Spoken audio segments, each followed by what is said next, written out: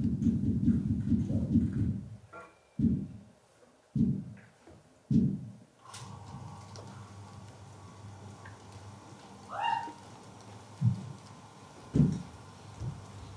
fais pantalon, que dois-je me délivre? Vous marchez d'un tel pas qu'on a peine à vous suivre. Laissez, ma bru, laissez, ne venez pas plus loin. Ce sont toutes des façons dont je n'ai pas besoin. De ce que l'on vous doit, envers vous en s'acquitte. Mais, ma mère, d'où vient que vous sortez si vite? C'est que je ne puis voir tout ce ménage aussi, et que de me complaire, on ne prend mieux le souci. Oui, je sors de chez vous fort mal édifié. Dans toutes mes leçons, je suis contrariée. On n'y respecte rien, chacun y parle haut, et c'est tout justement la cour du roi Péto. Si vous... Vous êtes de ma vie une fille suivante un peu trop forte en gueule, et fort impertinente. Vous m'aidez surtout de dire votre avis. Mais, Vous êtes un sot en 3 lettres, mon fils. C'est moi qui vous le dis, qui suis votre grand-mère. Et j'ai prédit 100 fois à mon fils, votre père, que vous preniez tout l'air d'un méchant garnement et ne lui donneriez jamais que de tourments. Je crois... Mon Dieu! Sa sœur, vous faites la discrète et vous n'y touchez pas quand vous semblez doucette. Mais il n'est pas mon dit Pierrot que l'eau qui dort. Et vous menez sous chape un train que je hais fort. Ma mère... La bru! Et ne vous en déplaise, votre conduite en tout est tout à fait mauvaise. Vous devriez leur mettre un bon exemple aux yeux, et leur défunte mère en usait beaucoup mieux. Vous êtes dépensière, et c'était à noblesse que vous alliez vêtue ainsi que de princesse. Quiconque a son mari me plaire seulement, ma bru, n'a pas besoin de temps d'ajustement. Mais madame, après tout... Pour vous, monsieur son frère, je vous estime fort, vous aime et vous révère. Mais enfin, si j'étais de mon fils, son époux, je vous prierais bien fort de n'entrer point chez nous. Sans cesse, vous prêchez des maximes de vivre, qui par d'honnêtes gens ne se doivent point suivre. Je vous parle un peu franc. Mais c'est là mon humeur, et je ne mâche point ce que j'ai sur le cœur. Votre monsieur Tartuffe est bien heureux, sans doute. C'est un homme de bien qu'il faut que l'on écoute. Et je ne puis souffrir sans me mettre en courroux de le voir querellé par un fou comme vous. Quoi? Je souffrirais moi qu'un cagot de critique vienne surpasser un pouvoir tyrannique et que nous puissions à rien nous divertir si ce beau monsieur n'y daigne consentir? S'il le faut écouter et croire à ses maximes, on ne peut faire rien pour ne passer des crimes. Car elle contrôle tout ce critique zélé. Et tout ce qu'il contrôle est fort bien contrôlé. C'est au chemin du ciel qu'il prétend vous conduire. Et mon fils, à l'aimer, vous devrez tous induire. Non, ma mère, voyez-vous, il n'est ni père ni rien qui puisse me pousser à lui vouloir du bien. Sur ces façons de faire, à tout coup, je m'emporte. Et ce serait trahir mon cœur de parler d'autre sorte. Certes, c'est une chose aussi qui scandalise, de voir qu'un inconnu séant sa patronise. Qu'un gueux, qui quand il vint n'avait pas de souliers, dont l'habit tout entier valait bien 6 deniers, en vienne jusque-là que de se méconnaître, de contrarier tout et de faire le maître. Merci de ma vie, il en irait bien mieux si tout se gouvernait par ses ordres pieux. Il passe pour un saint dans votre fantaisie. Tout s'en fait, croyez-moi, n'est rien qu'hypocrisie. Voyez la langue. À lui non plus à Saint-Laurent, je ne me fierai moi que sur un beau garant. J'ignore ce qu'au fond le serviteur peut être, mais pour homme de bien, je garantis le maître. Vous ne lui voulez mal, et ne le rebutez qu'à cause qu'il vous dit à tous vos vérités. C'est contre le péché que son cœur se courrouce, et l'intérêt du ciel est tout ce qui le pousse. Oui, et pourquoi surtout depuis un certain temps ne saurait-il souffrir qu'aucun antécéant? En quoi blesse le ciel une visite honnête pour en faire un vacarme à nous rompre la tête? Veut-on que là-dessus je m'explique entre nous? Je crois que de madame il est ma foi jaloux. Taisez-vous et songez aux choses que vous dites. Ce n'est pas lui tout seul qui blâme ses visites. Tout ce trac-là qui suit les gens que vous hantez, ces carrosses sans cesse à la porte plantée, et de temps de laquelle le brillant assemblage font un éclat fâcheux dans tout le voisinage. Je veux croire qu'au fond il ne se passe rien, mais enfin on en parle, et cela n'est pas bien. Voulez-vous, madame, empêcher qu'on ne cause? Ce serait dans la vie une bien fâcheuse chose si pour les sots discours où l'on peut être mis, il fallait renoncer à ses meilleurs amis. Et quand bien même on pourrait se résoudre à le faire, voudriez-vous obliger tout le monde à se taire? Contre la médisance, il n'est point de rempart. Tous les sots caquets n'ayons donc nul égard. Efforçons-nous de vivre avec toute innocence, et laissons aux causeurs une pleine licence. Daphné, notre voisine, et son petit époux, ne seraient-ils point ceux qui parlent mal de nous? Ceux de qui la conduite offre le plus à rire sont toujours sur autrui les premiers à médire. Ils ne manquent jamais de saisir promptement l'apparente lueur du moindre attachement, d'en semer la nouvelle avec beaucoup de joie, et d'y donner le tour qu'ils veulent qu'on y croie. Des actions d'autrui teintent de leur couleur, Ils pensent dans le monde d'autoriser les leurs. Et sous le faux espoir de quelques ressemblances aux intrigues qu'ils ont donné de l'innocence, ou faire ailleurs tomber quelques traits partagés de ce blâme public dont ils sont trop chargés. Tous ces raisonnements ne font rien à l'affaire. On sait qu'Orante mène une vie exemplaire. Tous ces soins vont au ciel. Et j'ai su par des gens qui le condamnent fort, le train qui vient séant. L'exemple est admirable, et cette dame est bonne. Il est vrai qu'elle vit en austère personne, mais l'âge dans son âme a mis ses ailes ardentes, et l'on sait qu'elle est prude à son corps défendant. Tant qu'elle a pu des cœurs attirer les hommages, elle a fort bien joui de tous ses avantages. Mais voyant de ses yeux tous les brillants baissés, au monde qui la quitte, elle veut renoncer. Et sous le voile pompeux d'une haute sagesse, de ses attraits usés déguiser la faiblesse. Ce sont là les retours des coquettes du temps. Il leur est dur de voir déserter les galants. Dans un tel abandon, leur sombre inquiétude ne voit d'autre recours que le métier de prude. Et la sévérité de ces femmes de bien censure toute chose et ne pardonne à rien. Vous demande à chacun, elle blâme la vie, non pas par charité, mais par un trait d'envie, qui ne saurait souffrir qu'une autre ait les plaisirs dont le penchant de l'âge a sevré leurs désirs. Voilà les contes bleus qu'il me faut pour vous plaire. Ma bru, l'on est chez vous contrainte de se taire, car madame a jasé terminé tout le jour. Mais enfin, je prétends discourir à mon tour. Je vous dis que mon fils n'a rien fait de plus sage qu'en recueillant chez soi ce dévot personnage. Que le ciel, au besoin, la séance envoyée, pour retraiter à tous votre esprit fourvoyé. Que pour votre salut, vous le devez entendre, et qu'il ne reprend rien, qu'il ne soit qu'à reprendre. Ces visites, ces balles, ces conversations sont du malin esprit, toutes inventions. Là jamais on entend de pieuses paroles. Ce sont propos oisifs, chansons et fariboles. Bien souvent, le prochain en a sa bonne part. Et l'on y sait médire, et du tiers, et du quart. Enfin, les gens censés ont la tête troublée de la confusion de telles assemblées. Mille caquets divers s'y font en moins de rien. Et comme l'autre jour un docteur dit fort bien, c'est véritablement la tour de Babylone, car chacun y babille, et tout du long de l'aune. Et pour conter l'histoire où ce point l'engagea, voilà n'est pas monsieur qui les calme déjà. Allez chercher vos fous qui peut me faire rire, et sans. Adieu, ma bru, je ne veux plus rien dire. Sachez que pour Céan, j'en rabats de moitié, et qu'il fera beau temps quand j'y mettrai le pied. Alors vous rêvez, éveillez aux corneilles, jour de Dieu, je saurai vous frotter les oreilles. Marchons, Gaupe, marchons.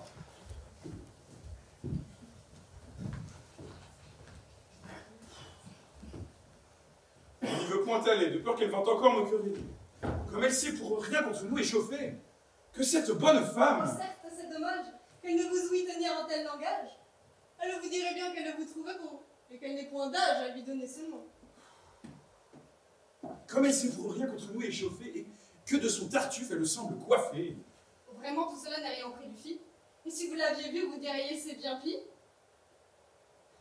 Nos troubles l'avaient mis sur le pied d'homme sage. Et pour servir son prince, il montra du courage. Mais il est devenu comme un homme hébété depuis que de Tartuffe on le voit entêté.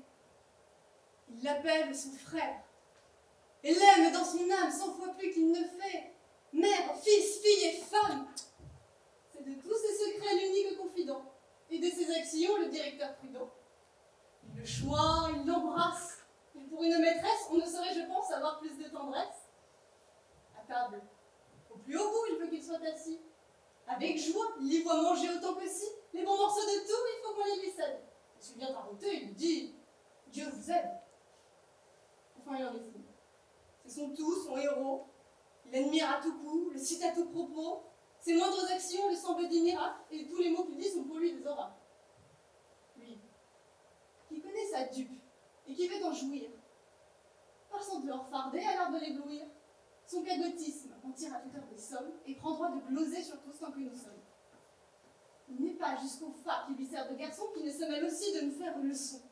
Il vient nous sermonner avec des yeux farouches, et jeter notre rouge, nos rubans et nos mouches. Le traître, l'autre jour, nous rompit de ses mains un mouchoir qu'il trouva dans une fleur de sein, disant que nous mêlions par un crime effroyable avec la sainteté des parures du diable.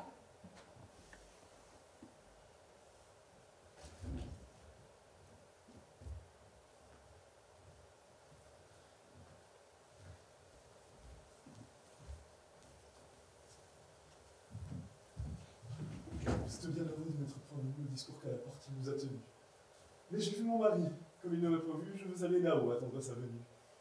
Je l'attends ici pour moi d'amusement. Je vais lui donner le bonjour seulement.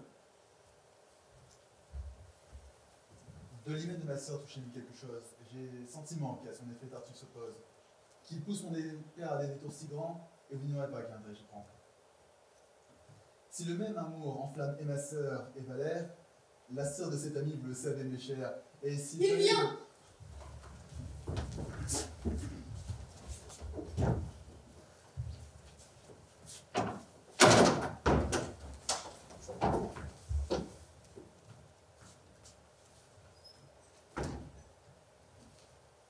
Ah, mon frère, mon fou.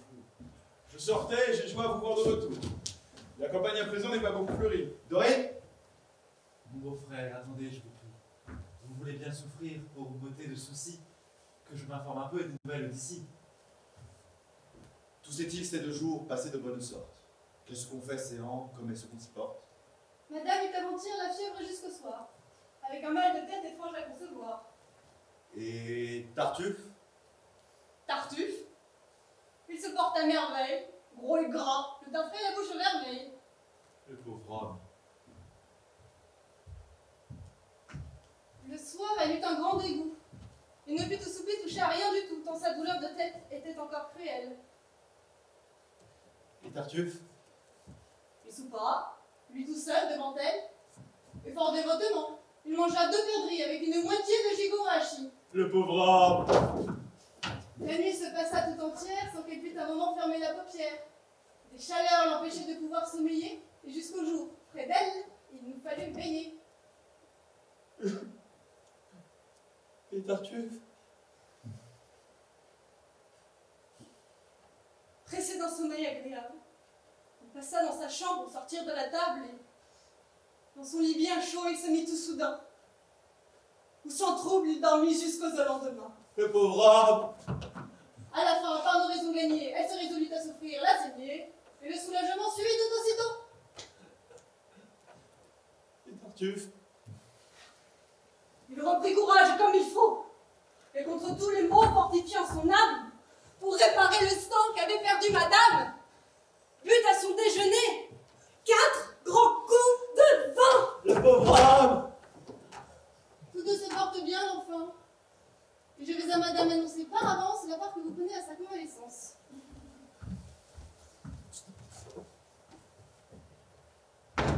À votre nez, mon frère, elle se rit de vous. Et sans avoir dessein de vous mettre au courroux, je vous dirai tout franc que c'est avec justice. A-t-on jamais parlé de semblable caprice? Se peut-il qu'un homme ait un charme aujourd'hui à vous faire oublier toute chose pour lui, et qu'après avoir chez vous réparé sa misère, vous en veniez au point... Halte là, mon beau-frère. Vous ne connaissez pas celui dont vous parlez. Je ne le connais pas puisque vous le voulez, mais pour savoir quel genre d'homme ce peut être... Mon frère, vous seriez charmé de le connaître, et vos ravissements ne prendraient point de fin. C'est un homme qui... Ah! Un homme, enfin, qui suit bien ses leçons, goûte une paix profonde, et comme du fumier regarde tout le monde. Oui, je deviens tout autre avec son entretien. Il m'enseigne à n'avoir affection pour rien, de toutes amitiés. Il détache mon âme, et je verrai mourir frère, enfant, mère et femme, que je m'en soucierai autant que de cela. Les sentiments humains, mon frère, que voilà. Ah, si vous aviez vu comme j'en fis rencontre, vous auriez pris pour lui l'amitié que je montre. Chaque jour, à l'église, il venait d'un air doux, tout vis-à-vis de moi se mettre à 2 genoux. Il attirait les yeux de l'assemblée entière, par l'ardeur dont au ciel il poussait sa prière. Il faisait des soupirs, de grands élancements, et baisait humblement la terre à tout moment. Et lorsque je sortais, il me devançait vite pour m'aller à la porte offrir de l'eau bénite. Instruit par son garçon, qui dans tout l'imitait, et de son indigence, et de ce qu'il était, je lui faisais des dons. Mais avec modestie, il me voulait toujours en rendre une partie. C'est trop, me disait-il, c'est trop de la moitié. Je ne mérite pas de vous faire pitié. Et quand je refusais de lui vouloir reprendre, au pauvre à mes yeux, il allait le répandre. Enfin, le ciel chez moi me le fit retirer, et depuis ce temps-là, tout semble y prospérer. je vois qu'il reprend tout. Et qu'à ma femme même, il prend pour mon honneur un intérêt extrême. Il m'avertit des gens qui lui font les yeux doux. Et plus que moi, 6 fois il s'en montre jaloux. Mais vous ne croiriez point jusqu'où monte son zèle. Il s'impute à pécher la moindre bagatelle. Un rien presque suffit pour le scandaliser, jusque-là qu'il se vint l'autre jour accusé d'avoir pris une puce en faisant sa prière et de l'avoir tué avec trop de colère. Parbleu, vous êtes fou, mon frère, que je crois. Dans de tels discours, vous moquez-vous de moi? Et que prétendez-vous? Que tout ce badinage... Mon frère, ce discours sent le libertinage. Vous en êtes un peu dans votre âme entichée. Et comme je vous l'ai plus de 10 fois prêché, vous vous attirerez quelques méchantes affaires. Voilà de vos pareils le discours ordinaire. Ils voudraient que chacun soit aveugle comme eux. C'est être libertin que d'avoir de bons yeux. Et qui n'adore pas de vaines simagrées, n'a ni respect ni foi pour les choses sacrées. Allez, tous vos discours me font point de peur. Je sais comme je parle, et le ciel voit mon cœur. De tous vos façonniers, on est point les esclaves. Il est de faux dévots ainsi que de faux braves. Et comme on ne voit pas que l'honneur les conduit, les vrais braves soient ceux qui font beaucoup de bruit, les bons et vrais dévots qu'on doit suivre à la trace ne sont pas ceux aussi qui font tant de grimaces. Quoi? Vous ne ferez mieux les distinctions entre l'hypocrisie et la dévotion. Voulez-vous les traiter dans semblable langage et rendre même honneur au masque qu'au visage? Confondre l'apparence avec la vérité et quel est l'artifice à la sincérité? Estimer le fantôme autant que la personne et la fausse monnaie à l'égal de la bonne. Les hommes, la plupart, sont étrangement faits. Dans la juste raison, on ne les voit jamais. La raison a pour eux des bornes trop petites. En chaque caractère, il passe ses limites. Et la chose la plus noble, il la gâte souvent pour la vouloir outrer et pousser trop avant. Que cela vous soit dit en passant, mon beau-frère.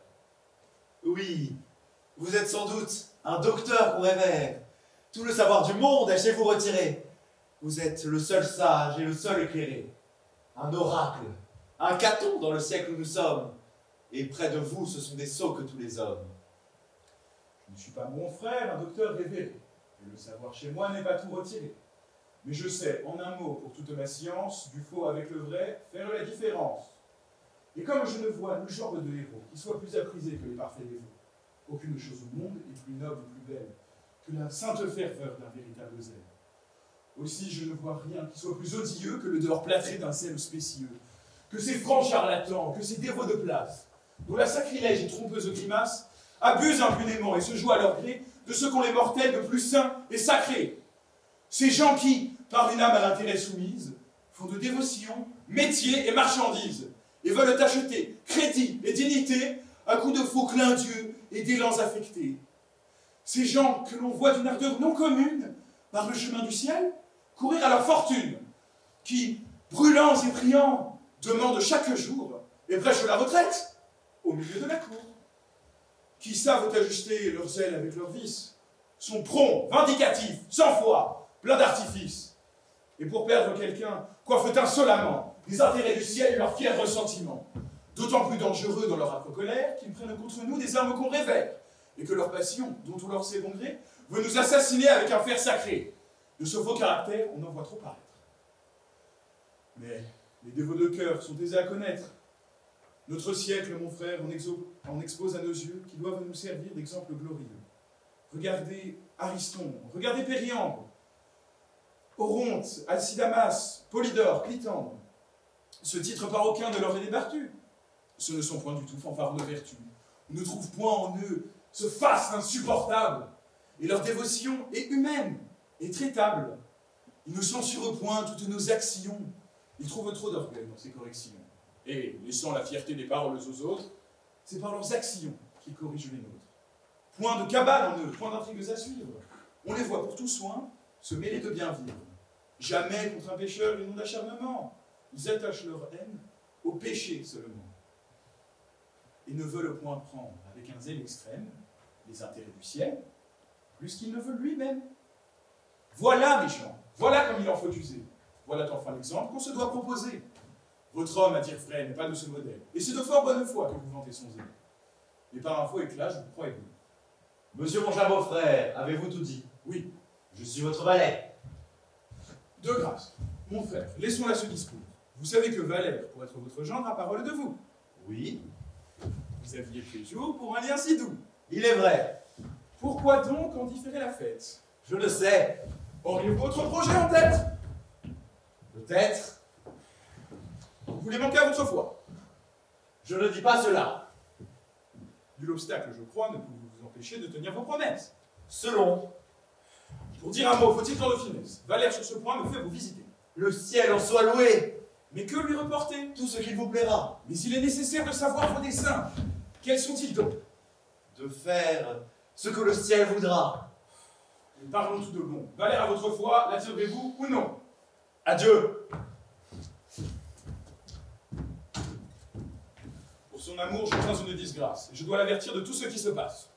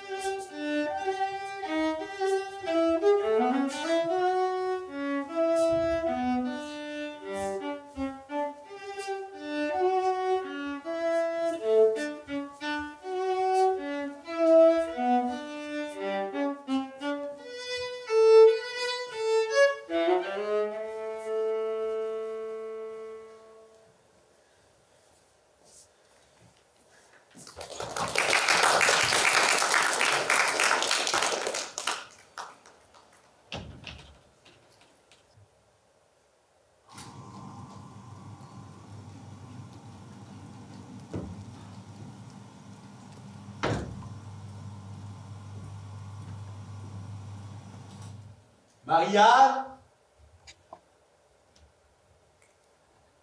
Mon père, approchez. J'ai de quoi vous parler en secret.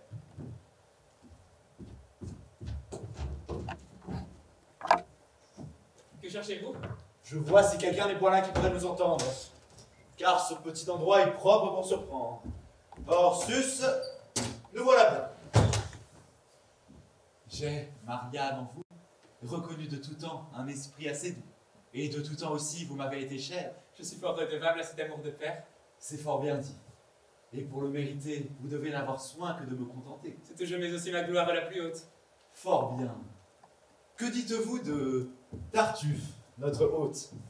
Qui, moi? Vous. Voyez bien comme vous répondrez. Hélas, j'en dirai moi tout ce que vous voudrez. C'est parler sagement.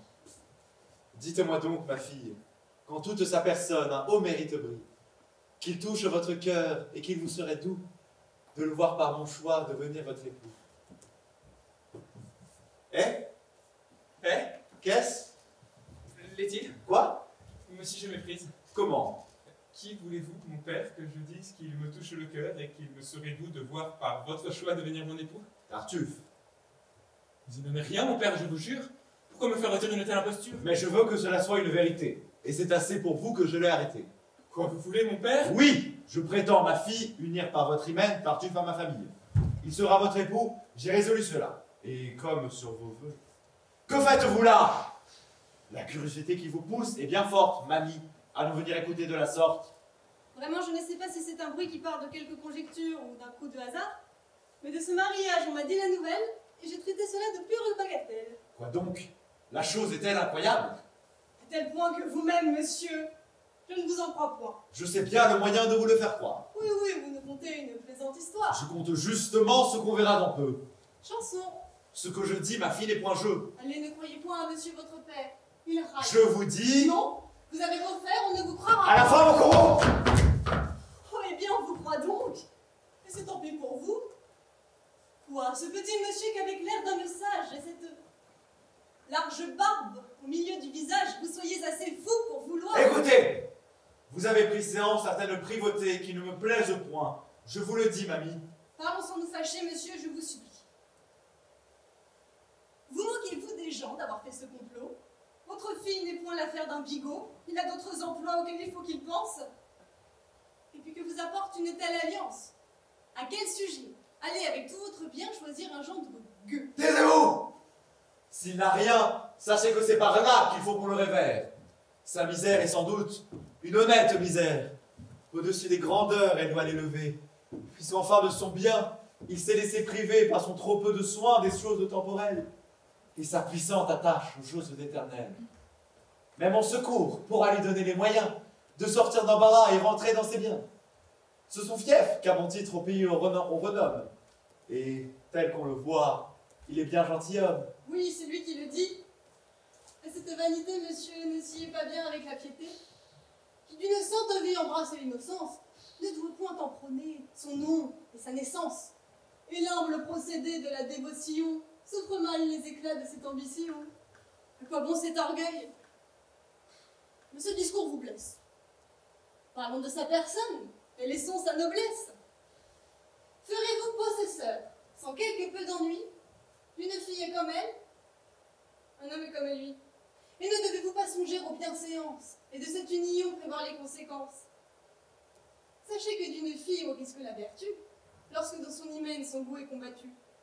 Que le dessein d'y vivre en honnête personne dépend des qualités du mari qu'on lui donne, et que ceux dont partout on montre doigt le front font leur femme souvent ce qu'on voit qu'elles sont. Il est bien difficile enfin d'être fidèle à de certains maris fait d'un certain modèle, qui donne à sa fille un homme que le hait, responsable au ciel des fautes qu'elle fait. Songez à quel péril votre dessein vous lie. Je vous dis qu'il me faut apprendre d'elle à vivre. Vous n'en feriez que mieux de suivre mes leçons. Ne nous amusons point, ma fille, à ces chansons. Je sais ce qu'il vous faut, et je suis votre père. J'avais donné pour vous ma parole à Valère.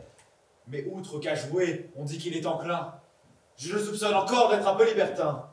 Je ne remarque point qu'il hante les églises. Voulez-vous qu'il court à vos heures précises, comme ceux qui n'y vont que pour être aperçus? Je ne demande pas votre avis là-dessus.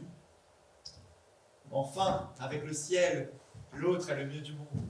Et c'est une richesse à nulle autre seconde. Cet hymen de tout bien comblera vos désirs. Il sera tout confit en douceurs et plaisirs. Ensemble vous vivrez dans vos ardeurs fidèles, comme deux vrais enfants, comme deux tourterelles. À nul fâcheux débat, jamais vous n'en viendrez. Et vous ferez de lui tout ce que vous voudrez. Elle n'en fera qu'un sot, je vous assure. Ah, quel discours! Je dis qu'il en a l'encolure, et que son ascendant, monsieur, l'emportera sur toute la vertu que votre fille aura. Cessez de m'interrompre et songez à vous taire, sans mettre votre nez où vous n'avez que faire. Je n'en parle, monsieur, que dans votre... C'est prendre trop de soin, taisez-vous s'il vous plaît. Si l'on ne vous aimait... Je ne veux pas qu'on m'aime! Mais je veux vous aimer, monsieur, malgré vous-même. Ah! Votre honneur m'est cher, et je ne puis souffrir qu'au regard d'un chacun vous alliez vous offrir. Vous ne vous tairez de moi! C'est une conscience que de vous laisser faire une telle Tout alliance. est un de serpent pour les 13 effrontés! Vous êtes dévot, et vous vous emportez. Oui. Ma bile s'échauffe à toutes ces padaises. Et tout résolument, je veux que tu te taises. Soit. Mais ne disons mot, je n'en pense pas moi. Pense si tu le veux, mais applique tes soins à ne m'en pas parler où. Suffit. Comme sage, j'ai pesé mûrement toutes choses. J'enrage de ne pouvoir parler. Sans être damoiseau, Tartuffe est fait de sorte Oui, c'est un beau museau. que quand tu n'aurais aucune sympathie pour tous les autres dons, Ça voilà bien loti. Si j'étais à sa place, un homme assurément ne m'épouserait pas de force impunément, et je lui ferais voir bientôt après la fête qu'une femme a toujours une vengeance prête. donc de ce que je dis, on ne fera nul cas. De quoi vous plaignez-vous? Je ne vous parle pas, Qu'est-ce que tu fais donc? je me parle à moi-même. Fort bien. Pour châtier son insolence extrême, il faut que je lui donne un revers de ma main. Ma fille, vous devez approuver mon dessein. Croire que le mari que j'ai su vous élire, que ne te parles-tu? Je n'ai rien à me dire. Encore un petit mot. Il ne me me plaît pas, moi. Certes, je t'y guettais. Quelque sotte, ma foi. Enfin, ma fille, il faut payer d'obéissance et montrer pour mon choix entière déférence. Je me moquerai fort de prendre un tel époux.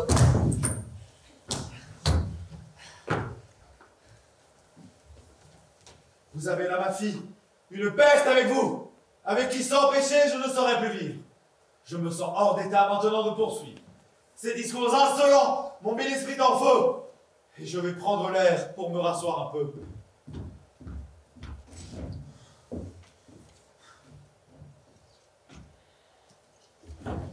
Avez-vous donc perdu, dites-moi, la parole?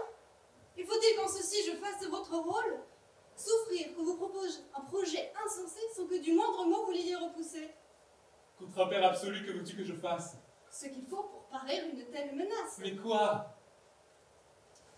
Lui dire qu'un cœur n'aime point par autrui, que vous vous mariez pour vous, non pas pour lui, que tant celle pour qui se fait toute l'affaire, c'est à vous, non à lui que le mari doit plaire, et que si son Tartuffe et pour lui sont si charmants, il ne peut épouser sans nul empêchement.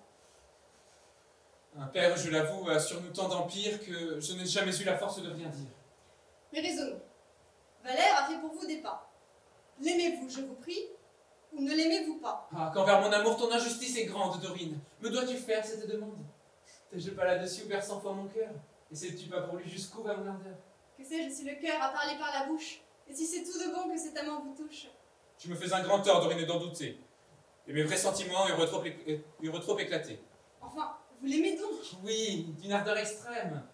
Et selon l'apparence, il vous aime de même. Je le crois. Et tous deux brûlez également de vous voir mariés ensemble. Assurément. Sur cette autre union, quelle est donc votre attente? De me donner la mort, si l'on me violente. Fort bien. C'est un recours, je ne songeais pas. Vous n'avez qu'à mourir pour vous sortir d'embarras, le remède sans doute est merveilleux. J'enrage lorsque j'entends tenir ces sortes de langage. Mon Dieu, de quelle humeur, Dorine, es-tu te rends?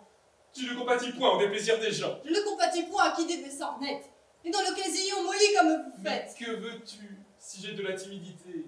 Mais l'amour dans un cœur veut de la fermeté. Mais n'en gardais-je pas pour les feux de Valère? Et n'est-ce pas à lui de m'obtenir d'un père? Mais quoi? Si votre père est un bourru fieffé, qui se de son Tartuffe entièrement coiffé, et manque à l'union qu'il avait arrêtée, la faute à votre amant doit-elle être imputée? Mais par un haut refus et d'éclatants mépris, ferais-je dans mon choix avoir un cœur trop épris? Sortirais-je pour lui, quelque éclat dont il brille, de la pudeur du sexe et du devoir de fille? Et veux-tu que mes vœux par le monde étalés? Non, non, je ne veux rien. Je vois que vous voulez être un monsieur Tartuffe. Et j'aurais quand j'y pense tort de vous détourner d'une telle alliance.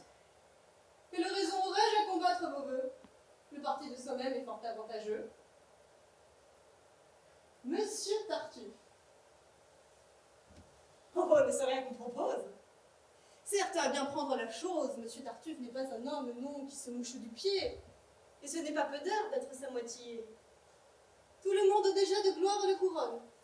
Il est noble chez lui. Bien fait de sa personne, il a l'oreille rouge et le teint bien fleuri. Vous vivrez trop contente avec un tel mari. Mon Dieu! Quelle allégresse aurez-vous dans votre âme quand un époux si beau vous verrez la femme? Cesse, je t'en prie, un semblable discours. Et contre cette hymen, ouvre-moi du secours. C'en est fait. Je me rends et suis prête à tout faire. Non, il faut qu'une fille obéisse à son père. Voulait-il lui donner un singe pour époux? Votre sort est fort beau, de quoi vous plaignez-vous? Vous irez par le coche en sa petite ville, mon oncle et ses cousins vous trouveraient fertiles, et vous vous plairez fort à les entretenir. D'abord chez le beau monde, on peut faire venir. Vous irez visiter pour votre bienvenue Madame la baillie et Madame l'élu, qui d'un siège pliant vous feront honorer. Là, dans le carnaval, vous pourrez espérer le bal et la grand-bande, à savoir deux musettes, et ensuite Fagotin et les marionnettes. Si pourtant votre époux... Ah, tu me fais mourir de tes conseils, plutôt songe à me secourir. Je suis votre servante. Mais Dorine, de grâce, Il faut pour vous punir que cette affaire passe. ma pauvre fille, Non, si mes vœux déclarés, toi, Tartuffe est votre homme, et vous tentaterez. tu sais qu'à toi, toujours je me suis confié, fais-moi... Non. Vous serez, ma foi, Tartuffine. Eh bien, puisque mon sort ne saurait émouvoir, laisse-moi désormais tout à mon désespoir. C'est de lui dont mon cœur empruntera de l'aide, et je sais de mes mots l'infaillible remède. Et là, revenez. Je quitte mon courroux. Il faut nonobstant tout avoir pitié de vous. Faut-il, si l'on m'expose à ce cruel martyr, je te le dis, Dorine, il faudra que j'expire. Ne vous tourmentez point. L'on peut adroitement empêcher. Mais voici Valère, votre amant.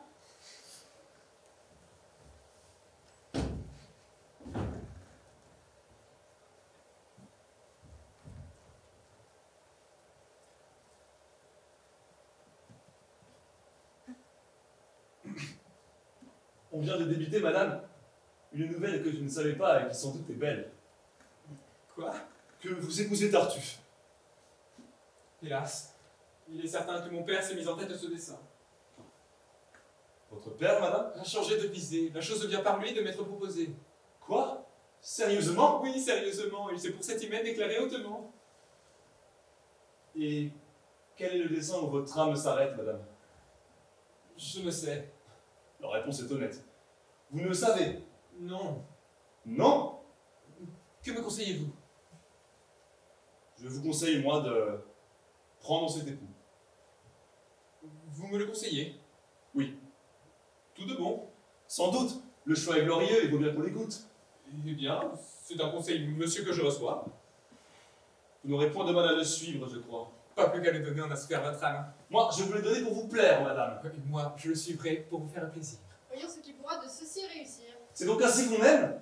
Et c'était tromperie quand vous... Ne parlons pas de cela, je vous prie. Vous m'avez dit tout franc que je dois accepter celui que pour époux on me veut proposer. Et je déclare, moi, que je prétends le faire, puisque vous m'en donnez le conseil salutaire. Ne vous excusez point sur mes intentions. Vous avez pris déjà vos résolutions et vous vous saisissez d'un prétexte frivole pour vous autoriser à manquer de parole. Il est vrai, c'est bien dit. Sans doute. Et votre cœur n'a jamais eu pour moi de véritable ardeur. Hélas, permis à vous d'avoir cette pensée. Oui, oui, permis à moi. Mais mon âme offensée vous préviendra peut-être en un pareil dessein. Et je sais vous porter et mes vœux et ma main. Je n'en doute pas. Et les ardeurs qu'excite le mérite. Mon Dieu, laissons là le mérite. J'en ai fort peu sans doute et vous en faites foi. Mais j'espère en bonté qu'une autre aura pour moi.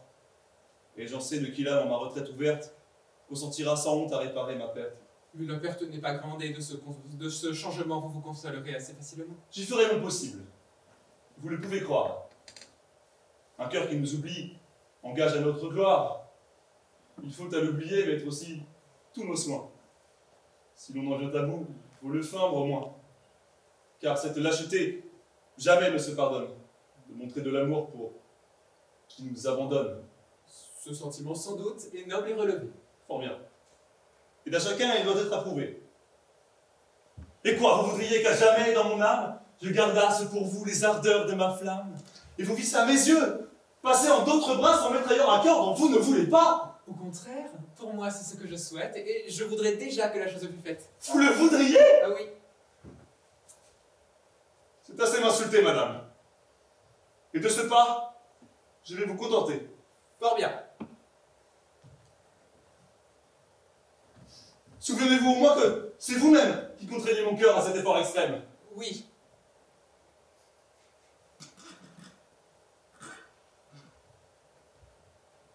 Et que le dessein que mon âme conçoit n'est rien qu'à votre exemple. À mon exemple, soit. Suffit.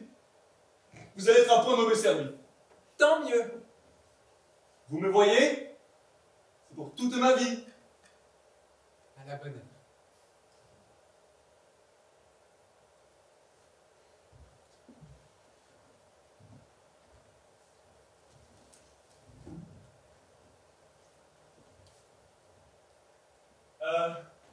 Quoi?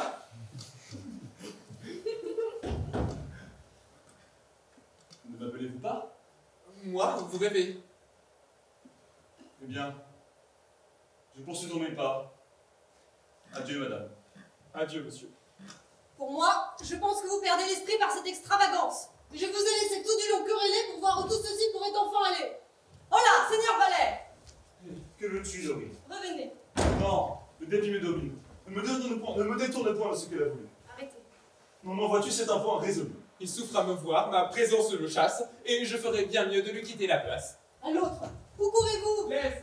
Il faut revenir. Oh non, Dory, non, en vain tu veux me retenir. Je vois bien que pour elle, ma vue est un supplice. Et aussi, vaut-il mieux que je l'en affranchisse. Corps, diantre soit fait de vous si je le veux. Cessez ce badinage et venez ça tous deux.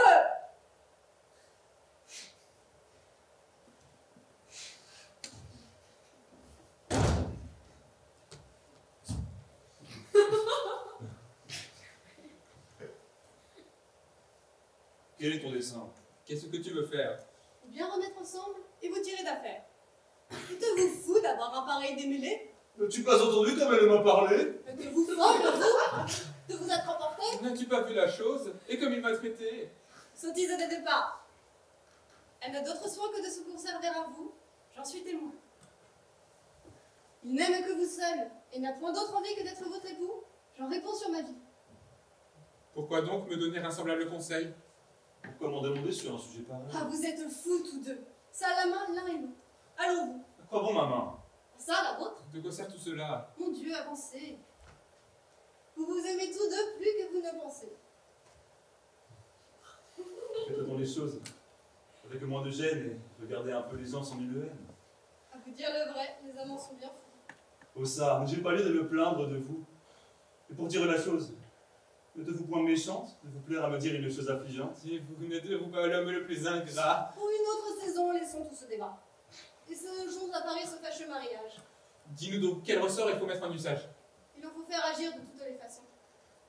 Votre père se moque, et ce sont des chansons.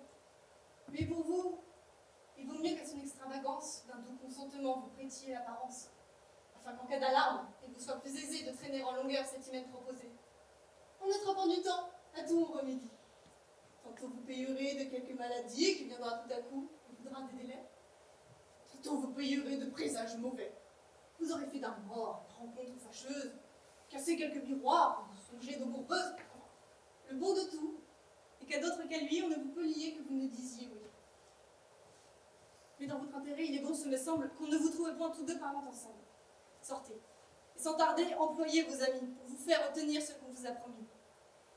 Nous allons réveiller les efforts de son frère, et dans notre partie, jeter la belle-mère. Adieu. Quelque effort que nous préparions tous, le plus grande espérance à pétir est en vous. Je ne vous réponds pas des volontés d'un père, mais je ne serai point à d'autres cavalaires. Que vous me comblez d'aise, et quoi que puisse À oser... jamais les amants ne sont là de jaser. Sortez, vous dis-je. Enfin! Quelqu'un un autre. Tirez de cette part, vous tirez de l'autre.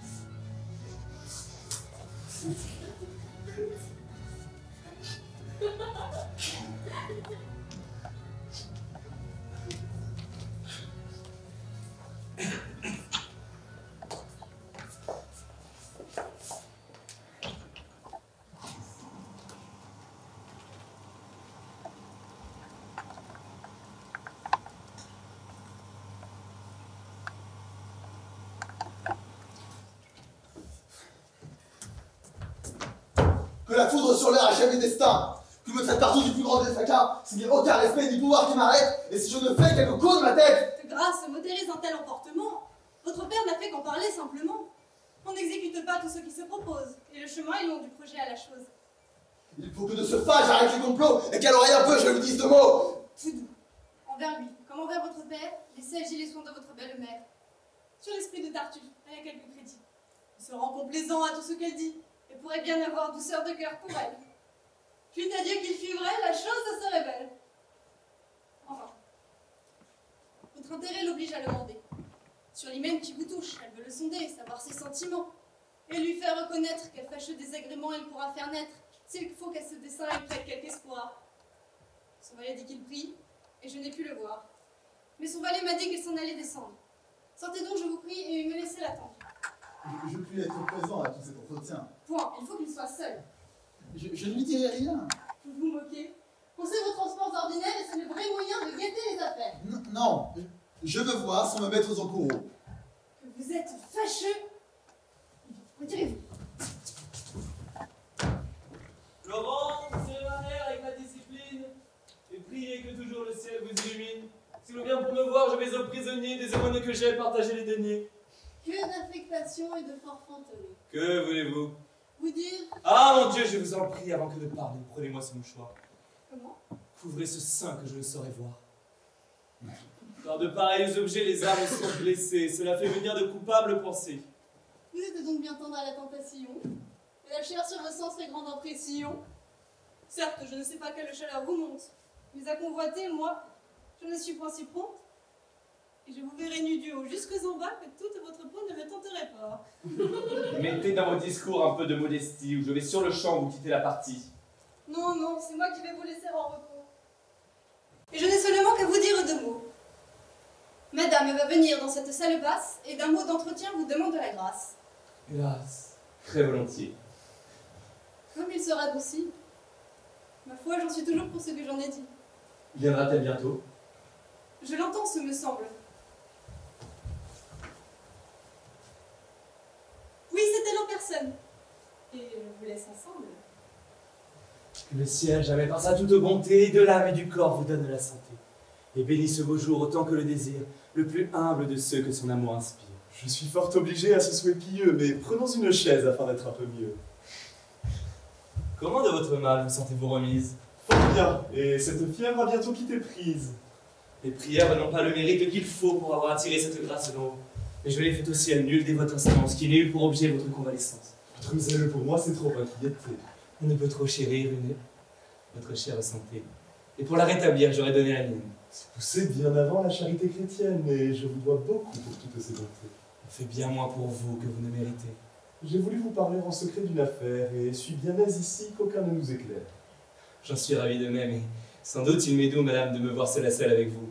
C'est une occasion qu'au ciel j'ai souvent demandé, sans que jusqu'à cette heure il me l'ait accordée. Pour moi, ce que je veux, c'est un mot d'entretien. Tout votre cœur s'ouvre et ne me cache rien. Je le veux aussi pour grâce singulière que montrer à vos yeux mon âme tout entière, et vous faire serment que les bruits que j'ai faits des visites qu'ici reçoivent vos attraits ne sont point les faits envers vous d'aucune haine, mais plutôt d'un transport de zèle qui m'entraîne et l'impur mon Je le prends bien aussi, et crois que mon salut vous donne ses soucis. Oh oui, madame, sans doute. Et ma ferveur est telle. Ah, vous me serrez trop. C'est pas excès de zèle. De vous faire autre mal, je n'ai jamais dessein. Et j'aurais bien plutôt. Que fait là votre main? J'ai tâté votre habit. L'étoffe en est moelleuse. De grâce, laissez. Je suis fort chatouilleuse. Mon Dieu, que de ce point l'ouvrage est merveilleux. Mon travail aujourd'hui d'un air miraculeux. Jamais en toute chose on a vu si bien fait. Il est vrai, mais parlons un peu de notre affaire. On tient que mon mari veut dégager sa foi et vous donner sa fille. Est-il vrai, dites-moi? Oui, il m'en a dit deux mots, mais madame, à vrai dire, ce n'est pas le bonheur après quoi je soupire. Et j'ai vu d'autre part les merveilleux attraits de la félicité qui fait tous mes souhaits. C'est que vous n'aimez rien des choses de la terre. Mon sein n'enferme pas un cœur qui soit de pierre. Pour moi, je crois au ciel tant de tous les soupirs. Et que rien ici-bas n'arrête vos désirs. L'amour qui nous attache aux beautés éternelles n'étouffe pas en nous l'amour des temporels. Nos sens facilement peuvent être charmés des ouvrages parfaits que le ciel a créés.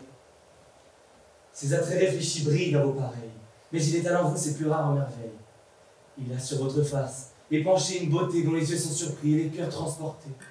Et je n'ai pu vous voir, parfaite créature, sans admirer en vous l'auteur de la nature. Et d'une ardente amour sentir mon cœur atteint au plus beau des portraits où lui-même il s'est peint. D'abord, j'appréhendais que cette ardeur secrète me fût du noir esprit une surprise à droite. Et même à fuir vos yeux, mon cœur se résolut, vous croyant un obstacle à faire mon salut. Mais bientôt je compris, ô beauté tout aimable, que cette passion peut n'être point coupable, que je puis l'ajuster avec la pudeur. Et c'est ce qui m'y fait abandonner mon cœur. Mais, je le confesse, une audace bien grande que d'oser de ce cœur vous adresser l'offrande.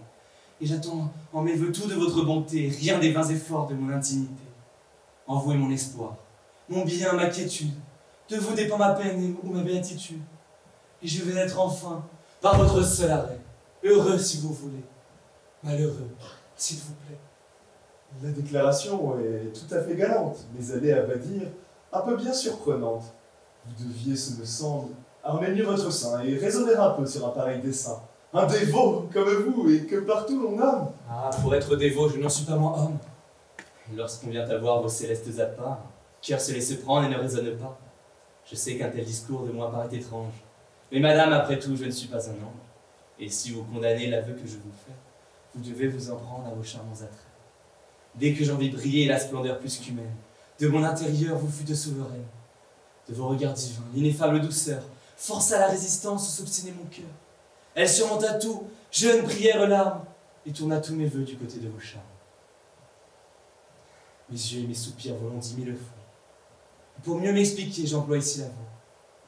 Que si vous contempliez d'une âme un peu bénigne les tribulations de votre esclave indigne, et s'il faut que vos bontés veuillent me consoler jusqu'à mon néant daigne se ravaler, j'aurai toujours pour vous, ô suave merveille, une dévotion à nul autre pareille. Votre honneur avec moins de pourpoint de hasard, et n'a nulle disgrâce à craindre de ma part. Tous ces gens de la cour dont les femmes sont folles, sont bruyants dans leurs gestes et vains dans leurs paroles. De leur progrès sans cesse on les voit se targuer, il n'est nulle faveur qui n'aille divulguer. Et leur langue indiscrète en qui l'on se confie, déshonore l'autel où leur cœur sacrifie. Mais les gens comme nous, brûlent d'un feu discret, avec qui pour toujours on est sûr du secret. Le soin que nous prenons de notre renommée répond en toutes choses à la personne aimée. Et c'est en nous qu'on trouve, acceptant notre cœur, de l'amour sans scandale et du plaisir sans peur. Je vous écoute dire, et votre rhétorique en termes assez forts à mon âme s'explique.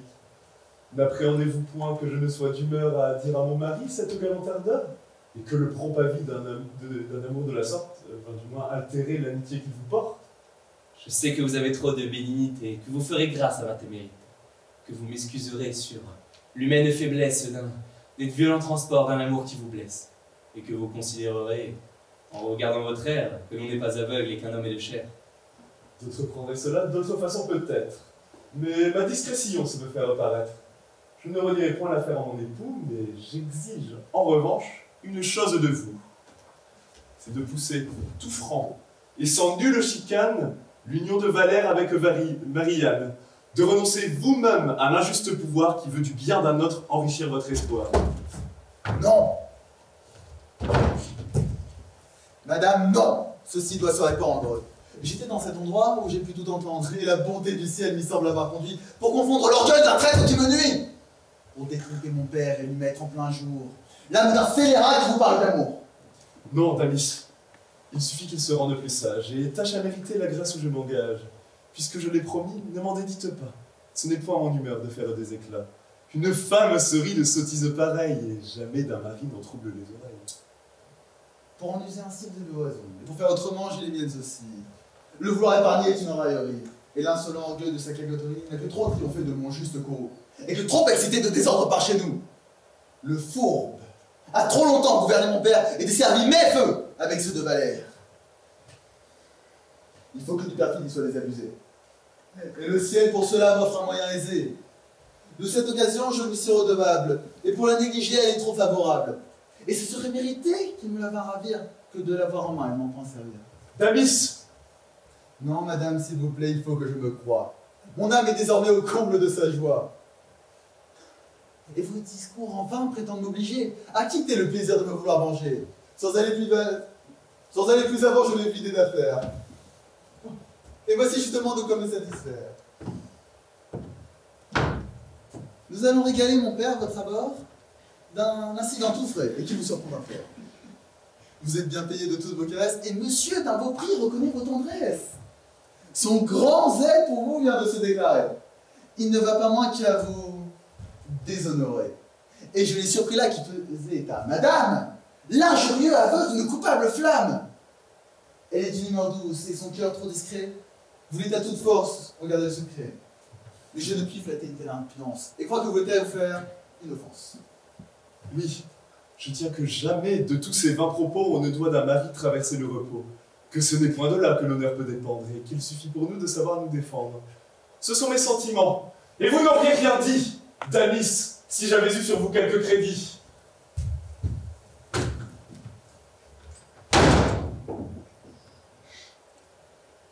Ce que je viens d'entendre au ciel est incroyable. Oui, mon frère, je suis un méchant, un coupable, un malheureux pécheur tout plein d'iniquité, le plus grand scélérat qui jamais été. Chaque instant de ma vie est chargé de souillure. Elle n'est qu'un amas de crimes et d'ordures. Et je vois que le ciel, pour ma punition, me veut mortifier à cette occasion. De quelques grands forfaits qu'il puisse me reprendre, je les garde avant l'orgueil de mon défend. Croyez ce qu'on vous dit. Chassez votre courroux et comme un criminel, chassez-moi de chez vous. Je ne saurais avoir tant de honte en partage que je n'en ai encore mérité davantage.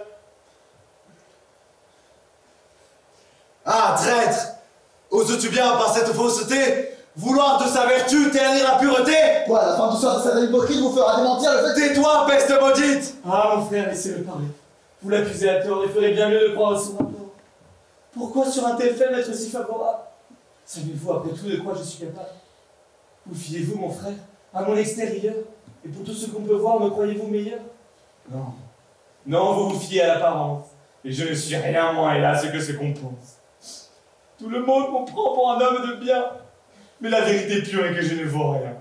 Oui, mon cher fils, parlez. Traitez-moi de perfide, de voleur, de perdu, d'infâme d'homicide. Je n'y contredis point. Je les ai mérités. Et j'en veux à deux genoux souffrir l'ignominie comme une honte due au crime de ma vie. Mon frère, c'en est trop. Ton cœur ne se rend point, traître. Quoi, ces discours vous séduiront au point? Et toi, panda! Mon frère, levez-vous de grâce. Infâme! Ah, il peut très bien, c'est toi! Genre, quoi, je passe des Dis un seul mot, je te romprai les bras! Mon frère, au nom de Dieu, ne vous emportez pas. J'aimerais mieux souffrir la peine la plus dure qu'il ait reçue pour moi la moindre égratignure. Ingrat! Donc, il suffit... Mais! Quoi? Dis-je! Je sais bien quel motif à l'attaquer t'oblige. Vous le haïssez tous.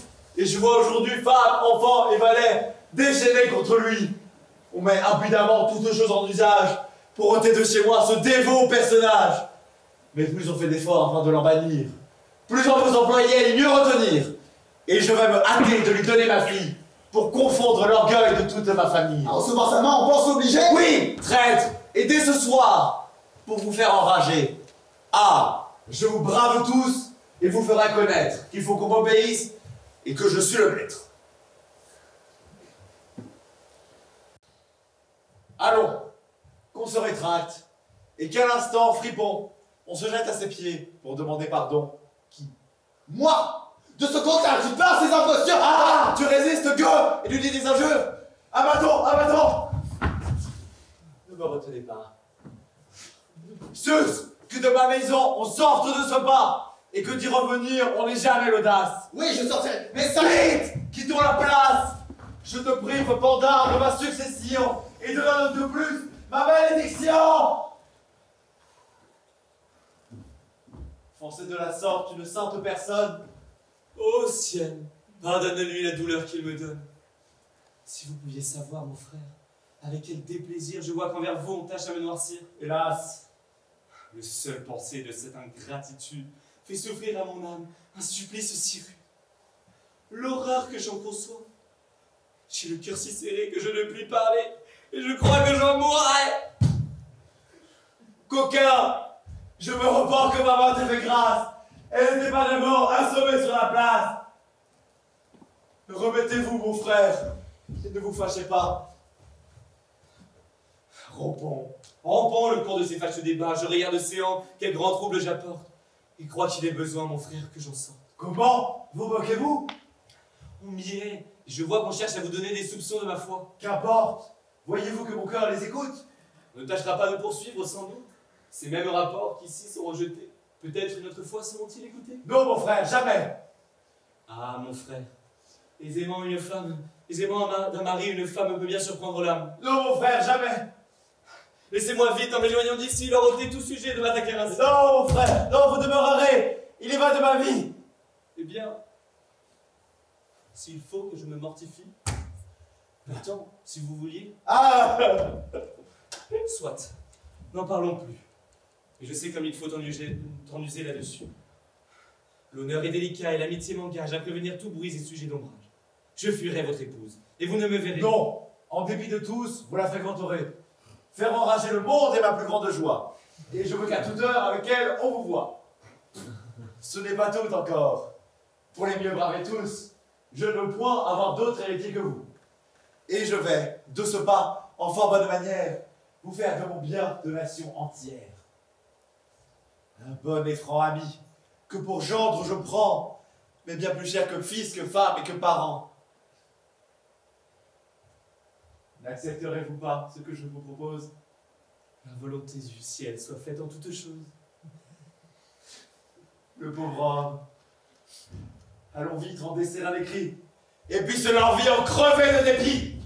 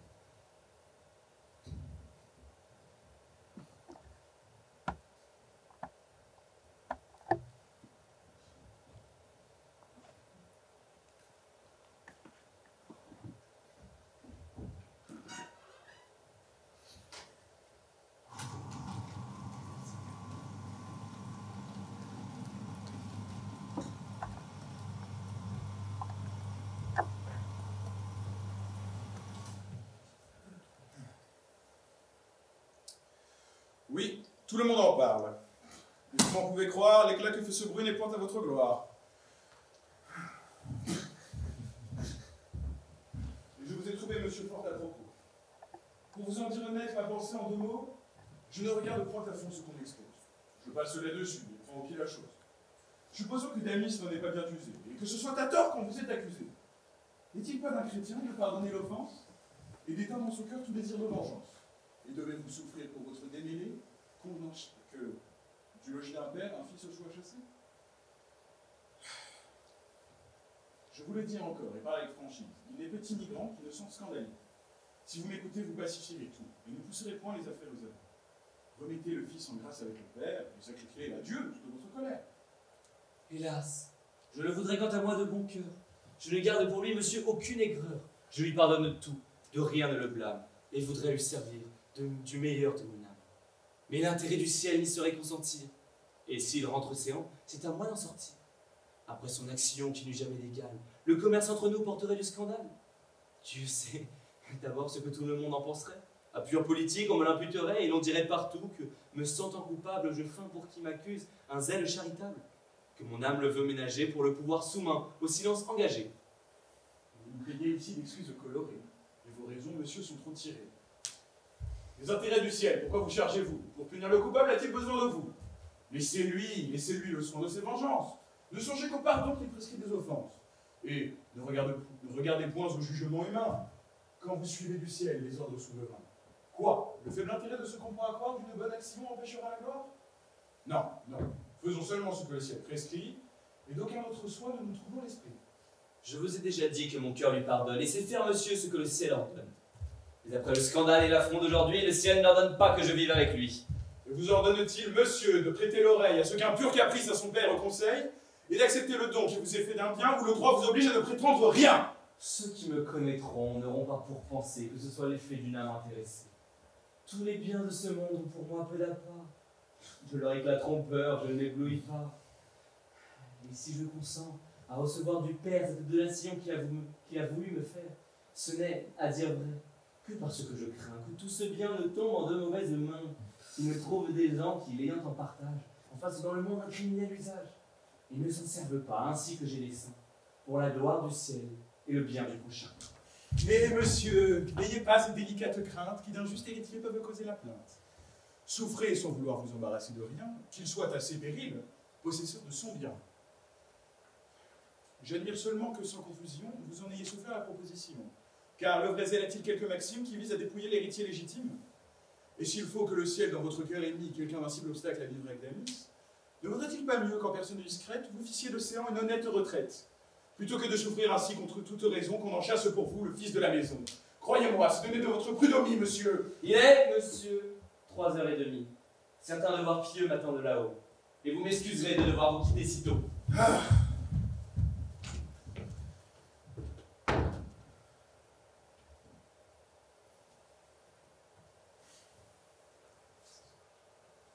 De grâce, avec nous, employez-vous pour elle, monsieur.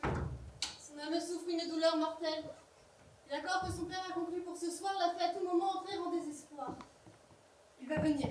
Joignons nos efforts, je vous prie, et tâchons d'ébranler de force ou d'industrie ce malheureux dessein qui nous a tous troublés. Ah, je me réjouis de vous voir assemblés. Je porte en ce contrat de quoi vous faire horrible. Et vous savez déjà ce que cela veut dire. Mon père, au nom du ciel qui connaît ma douleur, et par tout ce qui peut émouvoir votre cœur, relâchez-vous un peu des droits de la naissance et dispensez mes vœux de cette obéissance. Si contre un doux espoir que j'avais pu former, vous me défendez d'être à ce que j'ose aimer, au moins par des bontés, car aux genoux j'implore, sauvez-moi du tourment d'être à ce que j'aborde, et ne me faites point entrer en désespoir en vous jetant sur moi de tout votre pouvoir. Allons, ferme mon cœur, point de faiblesse humaine. Vos tendresses pour lui ne me font point de peine. Donnez-lui votre bien, et si ce n'est assez, joignez-y tout le mien, j'y consens de bon cœur, et je vous l'abandonne. Mais au moins, n'allez pas jusque à ma personne. Vous souffrez qu'un couvent dans les austérités use des tristes jours que le ciel m'a comptés. Ah, voilà justement de mes religieuses, lorsqu'un père combat leurs flammes amoureuses. Debout! Plus votre cœur répugne à l'accepter, plus ce sera pour vous matière à mériter. Mortifiez vos sens avec ce mariage, et ne me rompez pas la tête davantage. Mais quoi? Taisez-vous, vous! Parlez à votre écho! Je vous défends tout net d'oser dire un seul mot! Si par quelques conseils vous souffrez qu'on réponde... Mon frère, vos conseils sont les meilleurs du monde. Ils sont bien raisonnés, et j'en fais un grand quart. Mais vous trouverez bon que je n'en use pas. À voir ce que je vois, je ne sais plus que dire, et votre aveuglement fait que je vous admire. C'est être bien coiffé, bien prévenu de lui, que de nous démentir sur le fait d'aujourd'hui. Je suis votre valet, et crois les apparences. Pour mon fripon de fils, je sais vos complaisances. Et vous avez eu peur de le désavouer, du trait qu'à ce pauvre homme il a voulu jouer. Vous étiez trop tranquille, enfin, pour être cru, et auriez paru d'autres manières émues. Et ce qu'au simple aveu d'un amoureux transport, il faut que notre honneur se gendarme si fort. Et ne peut-on répondre à tout ce qui le touche que le feu dans les yeux, et l'injure à la bouche. Pour moi, de tels propos, je me ris simplement, et l'éclat là-dessus ne me plaît nullement. J'aime qu'avec douceur nous nous montrions sages, et ne suis point du tout pour ces prudes sauvages dont l'honneur est armé de griffes et de dents, et veut au moindre mot dévisager les gens. Me préserve le ciel d'une telle sagesse, je veux une vertu qui ne soit point diablesse, et crois que d'un refus, la discrète froideur n'en est pas moins puissante à rebuter un cœur. Enfin, je sais la faire, et ne prends point le change. J'admire encore un coup cette faiblesse étrange. Mais que me répondrait votre incrédulité si l'on vous faisait voir qu'on vous dit vérité? Voir? Oui. Chanson! Mais quoi? Si je trouvais manière de vous le faire voir avec... Montes en l'air! Quel homme! Au moins, répondez-moi. Je ne vous parle pas de nous ajouter foi. Mais supposons ici que d'un lieu qu'on peut prendre, on vous fit clairement tout voir et tout entendre. Que diriez-vous alors de votre homme de bien? En ce cas, je dirais que... Je ne dirai rien, car cela ne se peut. L'erreur trop longtemps dure, et c'est trop condamner ma bouche d'imposture. Il faut que par plaisir, et sans aller plus loin, de tout ce qu'on vous dit, je vous fasse témoin. Soit. Nous verrons votre adresse et comment vous comptez remplir cette promesse. Faites-le moi venir. Son esprit est rusé et sans doute à surprendre lui sera malaisé. Non, on est aisément dupé par ce qu'on aime, et l'amour-propre engage à se tromper soi-même. Faites-le moi descendre. Et vous, allez-vous-en.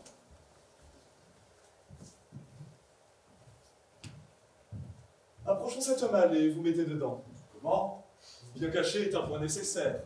Pourquoi dans cette malle? Ah mon Dieu, laissez faire.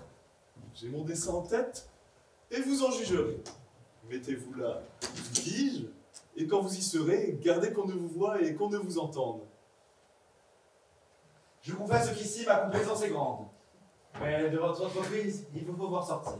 Vous n'aurez que je crois bien à me repartir. Au moins, je vais toucher une étrange matière. Ne vous scandalisez en aucune manière. Quoi que je puisse dire, il doit m'être permis, et c'est pour vous convaincre ici que j'ai promis. Je vais, par des douceurs, puisque j'y suis réduite, faire reposer le masque à cet âme hypocrite. Flatter de son amour les désirs effrontés, et laisser un champ libre à cette témérité. Comme c'est pour vous seul, et pour mieux le confondre, que mon âme à ses vœux va feindre de répondre, j'aurai lieu de cesser dès que vous vous rendrez, et les choses n'iront que jusqu'où vous voudrez. C'est à vous d'arrêter son ardeur insensée, quand vous croirez l'affaire assez avant poussée, d'épargner votre femme et de ne m'exposer qu'à ce qu'il vous faudra pour vous désabuser. Ce sont vos intérêts, vous en serez le maître, et l'on vient, tenez-vous, et gardez de paraître. On m'a dit qu'en ce lieu vous me vouliez parler. Oui, on a des secrets à vous y révéler, mais tirez cette porte avant qu'on vous les dise, et regardez partout de crainte de surprise. Une affaire pareille à celle de tantôt n'est pas assurément ici ce qu'il nous faut. Jamais il ne s'est vu de surprise de même. Damis m'a fait pour vous une frayeur extrême, et vous avez bien vu que j'ai fait des efforts pour rompre ses desseins et calmer ses transports. Mon trouble, il est bien vrai, m'a si fort possédé que de le démentir, je n'ai point eu idée. Mais par là, grâce au ciel, tout a bien mieux été, et les choses en sont dans plus de sûreté. L'estime où l'on vous tient a dissipé l'orage, et mon mari de vous nous prendre d'ombrage. Pour mieux braver l'éclat des mauvais jugements, il veut que nous soyons ensemble à tout moment. Et c'est par où je puis, sans peur d'être blâmé, me trouver ici seul, avec vous enfermé. Et ce qui m'autorise à vous ouvrir un cœur un peu trop prompt, peut-être, à souffrir votre ardeur. Ce langage à comprendre est assez difficile, madame, et vous parliez tantôt dans notre style. Ah! Si d'un tel refus vous êtes en courroux, que le cœur d'une femme est mal connu de vous, et que vous savez peu ce qu'il veut faire entendre lorsque si faiblement on le voit se défendre. Toujours notre pudeur combat dans ces moments ce qu'on peut nous donner de tendres sentiments.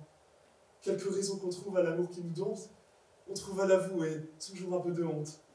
On s'en défend d'abord, mais de l'air qu'on s'y prend, on fait connaître assez que notre cœur se rend, qu'à nos vœux par honneur notre bouche s'oppose, et que de tels refus promettent toutes choses. C'est sans doute vous faire un assez libre aveu, et sur notre pudeur me ménager bien peu. Mais puisque la parole enfin en est lâchée, à retenir Damis me serais-je attaché. Aurais-je, je vous prie, avec tant de douceur, écoutez tout au long l'offre de votre cœur. Aurais-je pris la chose ainsi qu'on m'a vu faire, si l'offre de ce cœur n'eût de quoi me plaire. Et lorsque j'ai voulu moi-même vous forcer à refuser l'hymen qu'on venait d'annoncer, qu'est-ce que cette instance a dû vous faire entendre que l'intérêt qu'en vous on s'avise de prendre, et l'ennui qu'on aurait, que ce nœud qu'on résout, du moins partager un cœur que l'on veut tout.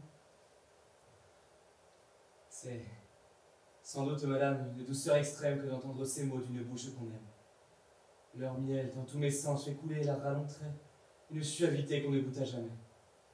Le bonheur de vous plaire est ma suprême étude, et mon cœur fait de vos voeux sa béatitude.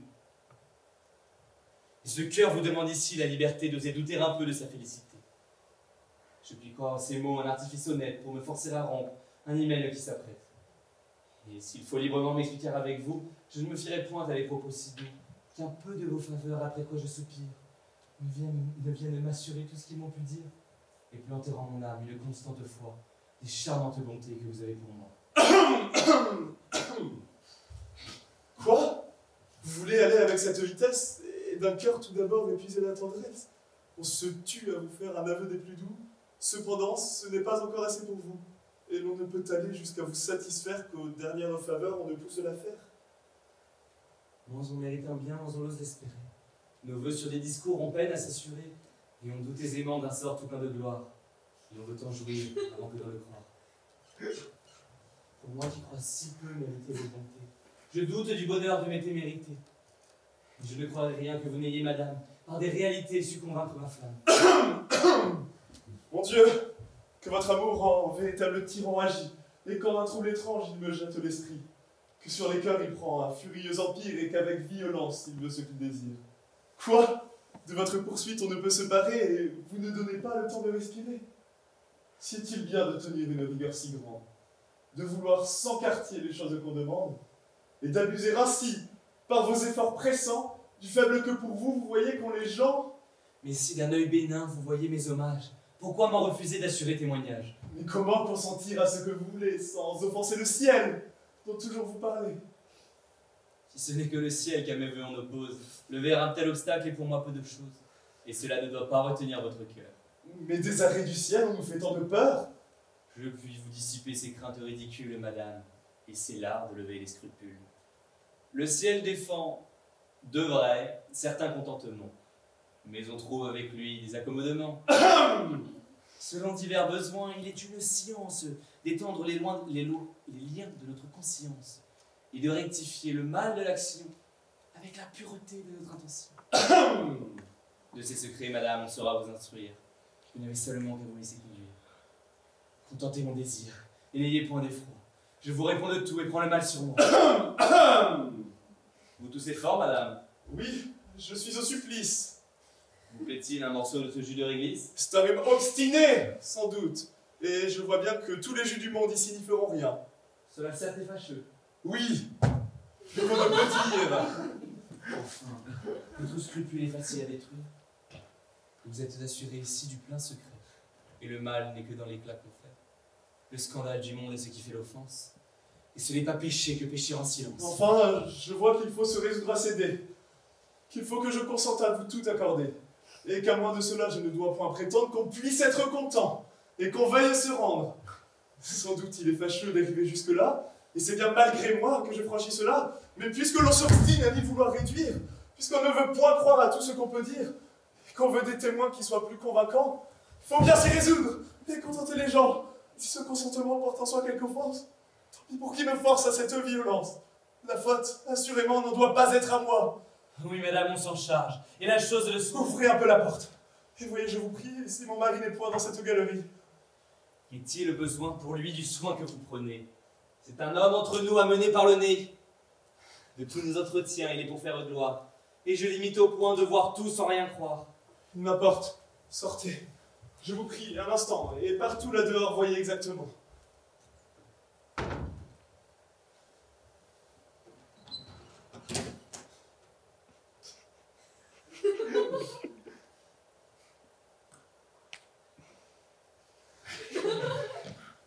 Voilà, je vous l'avoue, un abominable homme. Je n'en puis revenir. Et tout ceci m'assomme. Quoi? Vous sortez si tôt? Vous vous moquez des gens? Rentrez dans cette malle, il n'est pas encore temps. Attendez jusqu'au bout de voir les choses sûres. Et ne vous fiez pas aux simples conjectures. Non, rien de plus méchant, les orties de l'enfer. Mon Dieu, on ne doit point croire trop de léger. Laissez-vous bien convaincre avant que de vous rendre et ne vous hâtez point, de peur de vous méprendre. Je conspire, madame, à mon contentement. J'évite appartement. Personne ne s'y trouve. Et mon âme ravie. Non! Vous suivez trop votre amour aux envies, et vous ne devez pas vous en passionner. L'homme de bien, vous m'en voulez donner. Comme aux tentations s'abandonne votre âme. Que vous épousiez ma fille, et convoitiez ma femme. J'ai douté fort longtemps que ce fût tout de bon. Et je croyais toujours qu'on changerait de ton. Mais c'est assez avant, puis c'est le témoignage. Je m'y tiens et n'en veux pour moi pas davantage. C'est contre mon humeur que j'ai fait tout ceci. Mais on m'a mis au point de vous traiter ainsi. Quoi? Vous croyez? Allons! Point de bruit, je vous prie. Dénichons l'océan. Et sans cérémonie. mon dessin. Ces discours ne sont plus de saison. Il faut tout sur le champ sortir de la maison. C'est à vous d'en sortir. Vous qui parlez en maître. La maison m'appartient et je le ferai connaître. Et vous montrerez bien qu'en vain on a recours pour me chercher querelle à ces lâches détours. Et qu'on n'est pas là où l'on pense, en me faisant injure, que j'ai de quoi confondre et punir l'imposture. Venger le ciel qu'on blesse, et faire repentir ceux qui parlent ici de me faire sortir.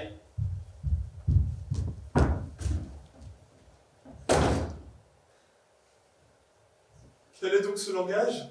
Et qu'est-ce qu'il veut dire? Ma foi, je suis confus, et n'ai pas lieu de rire. Comment?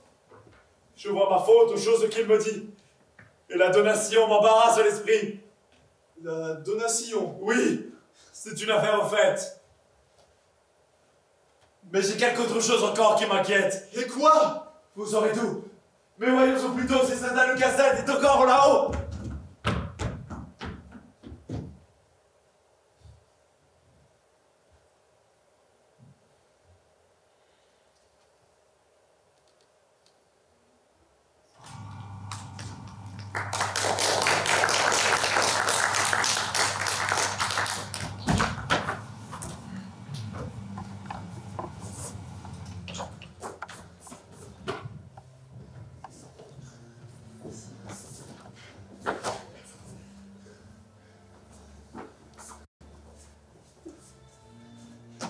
Excusez-moi, vous auriez pas vu une cassette? C'est un petit coffre. Non? Oh.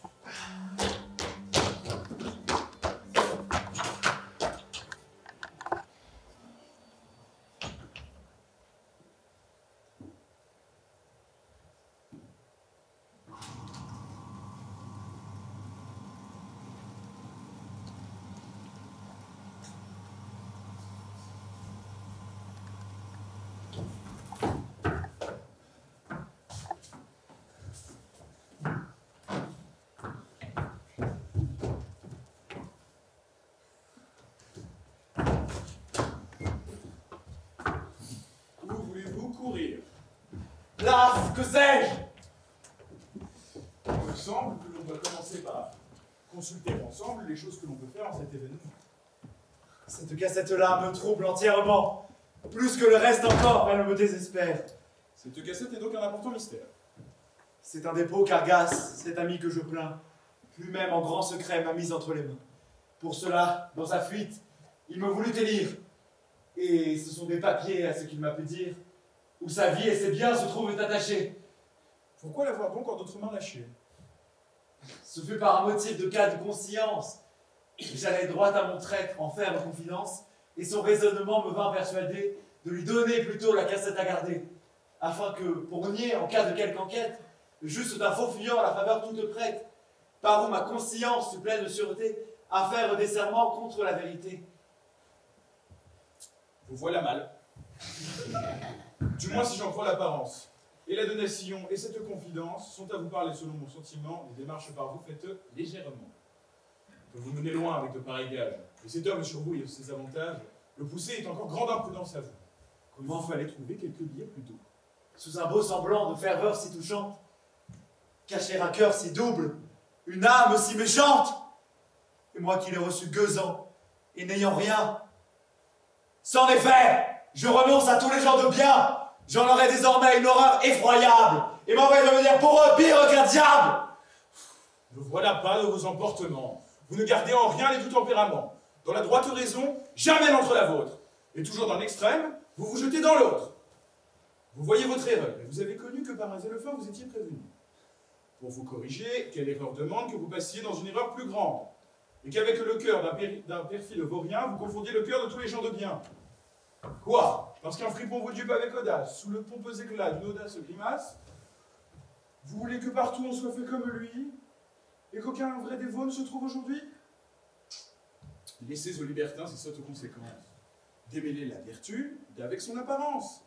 N'hasardez jamais votre estime trop tôt. Trouvez-vous pour cela dans le milieu qu'il faut. Vos zèle non plus n'allez pas faire insulte. Mais si vous vous penchez dans une extrémité, tombez plutôt de cet autre côté.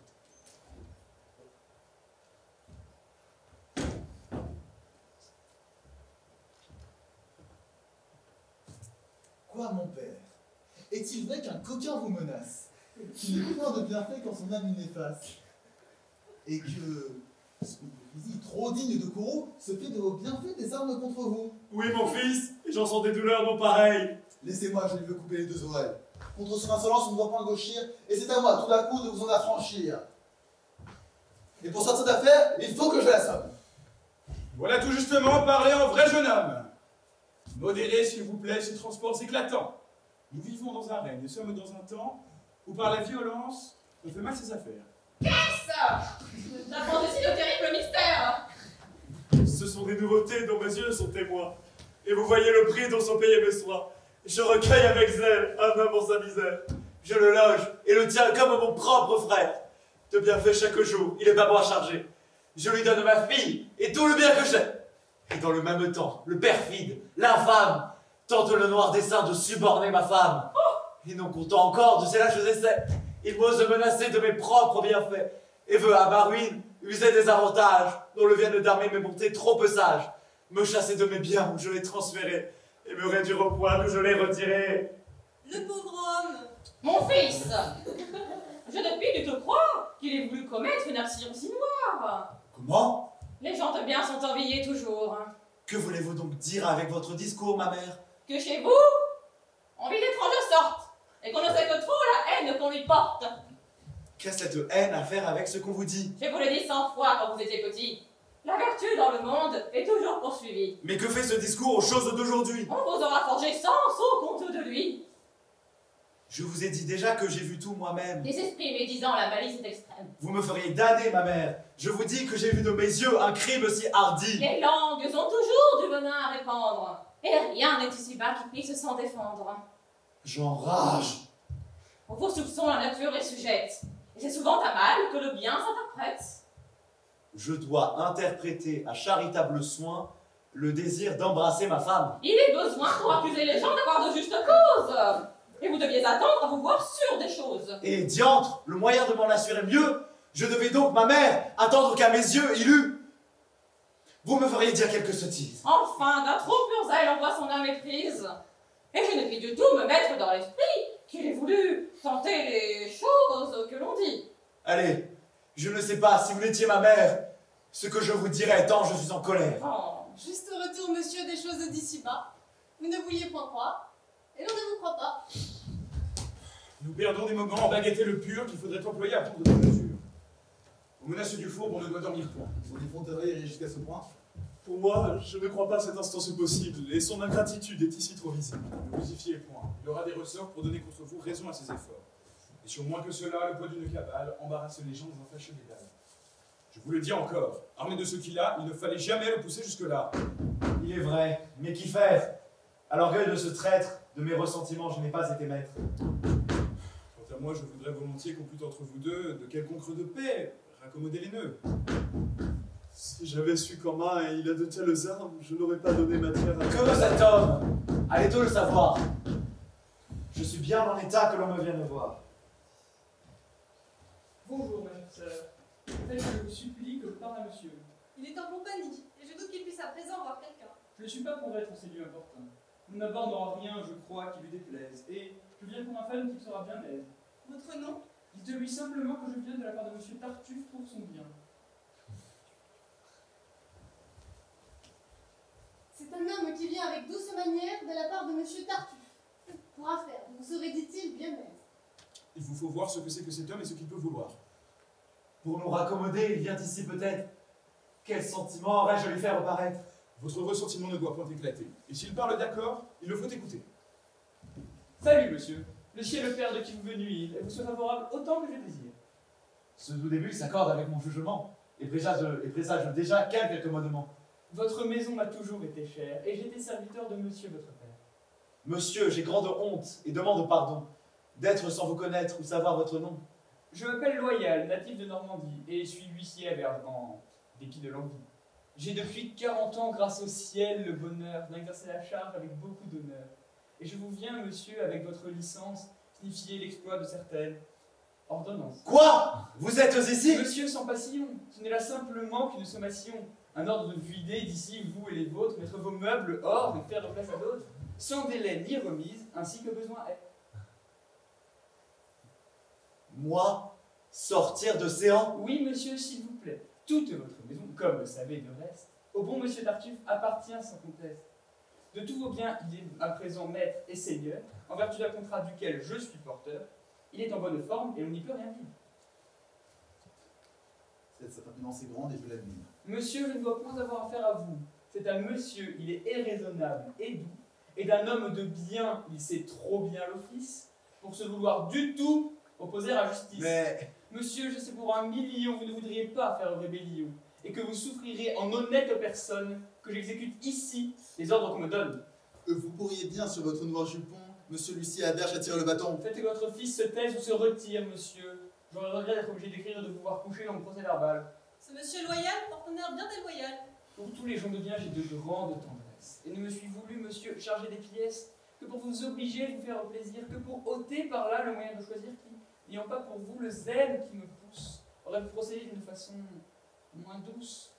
Et que peut-on de pis que d'ordonner aux gens de sortir de chez eux? On vous donne du temps, et jusque à demain, je ferai sur séance, à exécution de monsieur de l'ordonnance. Je viendrai seulement passer ici la nuit avec 10 de mes gens, sans scandale et sans bruit. Pour la forme, il faudra, s'il vous plaît, qu'on m'apporte, avant que se coucher, les clés de votre porte. Je vous raisonne de ne pas troubler votre repos, et de ne rien souffrir qui ne soit à propos. Mais demain, du matin, il faudra être habile à vider de séance jusqu'au moindre ustensile.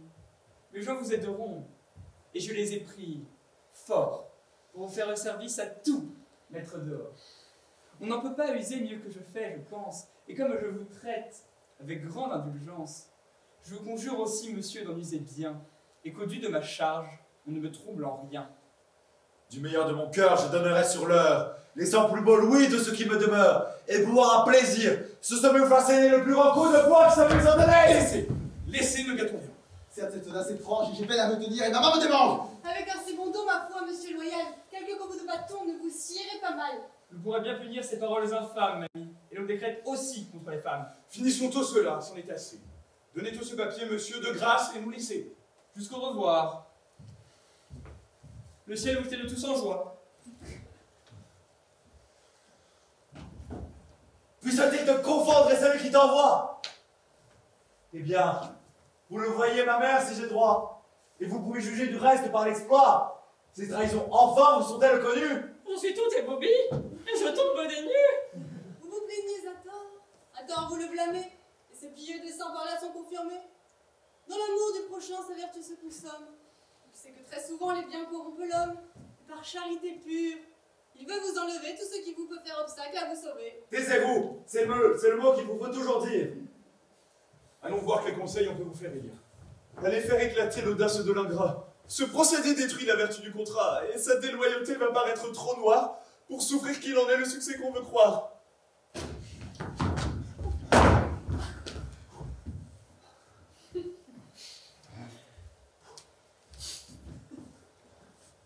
Avec regret, monsieur, je viens vous affliger, mais je m'y vois contraint par le pressant danger.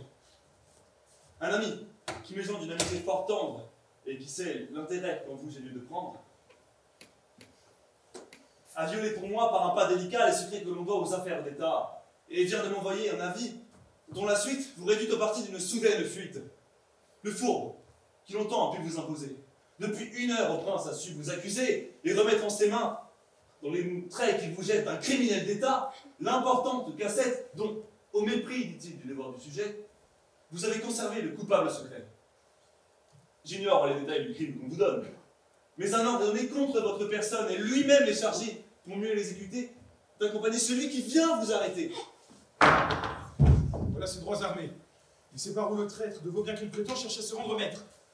Non, mais je vous l'avoue, un méchant animal! Le moindre amusement vous peut être fatal. J'ai pour vous amener mon carrosse à la porte, avec 1000 louis qu'ici je vous apporte.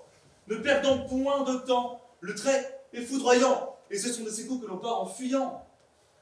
Vous menera bien, je m'offre pour conduite, et veux accompagner jusqu'au bout votre fuite. Grâce, que ne dois-je point à vos soins obligeants? Pour vous en rendre grâce, il faut un autre temps, et je demande au ciel de m'être assez propice pour reconnaître un jour ce généreux service. Adieu, prenez le soin, vous autres. Allez, tôt. Nous suivrons mon frère à faire ce qu'il faut. Tout beau, monsieur. Tout beau. Ne courez point si vite, vous n'irez pas fort loin trouver votre gîte. De la part du prince, on vous fait prisonnier. Traître! Tu me gardais ce trait pour le dernier. C'est le coup scélérat par où tu m'expédies. Il faut la couronner toutes tes perfidies. Vos injures n'ont rien à me pouvoir aigrir, et je suis, pour le ciel, appris à tout souffrir. La modération est grande, je l'avoue. Comme du ciel l'infâme impudemment se joue. Tous vos emportements ne sauraient m'émouvoir, et je ne songe qu'à faire mon devoir. Vous avez de ceci grande gloire à prétendre, et cet emploi pour vous est fort honnête à prendre. Un emploi ne saurait être que glorieux lorsqu'il part du pouvoir qui m'envoie en ces lieux. Mais t'es-tu souvenu que ma main charitable, ingrat, t'a retiré d'un état misérable? Oui, je sais quel grand secours j'en ai pu recevoir. Mais l'intérêt du prince est mon premier devoir. De ce devoir sacré, la juste violence étouffe dans mon cœur toute reconnaissance. Et je sacrifierai à de si puissants nœuds, amis, femmes, parents, et moi-même avec eux. L'imposteur! Comme il sait de très se manière se faire un beau manteau de tout ce qu'on révère. Mais s'il est si parfait que vous le prétendez, ce zèle qui vous pousse et dont vous vous parez, d'où vient-il qu'il s'avise d'attendre qu'à poursuivre sa femme, il ait su vous surprendre, et que vous avisez de l'aller dénoncer que lorsque son honneur l'oblige à vous chasser? Je ne vous parle point, de peur d'en distraire, du don de tout son bien qu'il venait de vous faire. Mais, voulant le traiter en coupable aujourd'hui, pourquoi consentiez-vous à prendre rien de lui? Débarrassez-moi, monsieur de la criaillerie, et daignez accomplir votre ordre, je vous prie. Oui, c'est trop demeuré sans doute à l'accomplir. Votre bouche à propos m'invite à le remplir. Et pour l'exécuter, suivez-moi tout à l'heure dans la prison qu'on doit vous donner pour demeure. Qui ça, moi? Oui, vous. Pourquoi donc la prison? Ce n'est pas vous à qui l'on va rendre raison. Remettez-vous, monsieur, d'une alarme si chaude. Nous vivons sous un prince ennemi de la fraude. Un prince dont les yeux se font jour dans les cœurs et que ne peut tromper tout l'art des imposteurs. D'un fin discernement, sa grande âme pourvue, sur les choses toujours jette une droite vue. Chez elle, jamais rien ne surprend trop d'accès, et sa ferme raison ne tombe en nul excès. Il donne aux gens de bien une gloire immortelle, mais sans aveuglement. Il fait briller ce zèle, et l'amour pour les vrais ne ferme point son cœur à tout ce que les faux peuvent donner d'horreur. Celui-ci n'était pas pour le pouvoir surprendre, et de pièges plus fins, on le voit se défendre.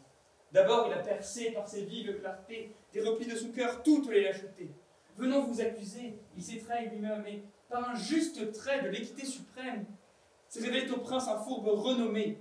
Sous un autre nom, il était informé, et c'est un long détail d'actions toutes noires, dont on pourrait former des volumes d'histoire. Oh. Ce monarque, en un mot, a vers vous détesté sa lâche ingratitude et sa déloyauté. À toutes ces horreurs, il a joint cette suite, et ne m'a jusqu'ici soumise à sa conduite que pour voir l'impudence aller jusqu'au bout, et vous faire par lui faire raison du tout.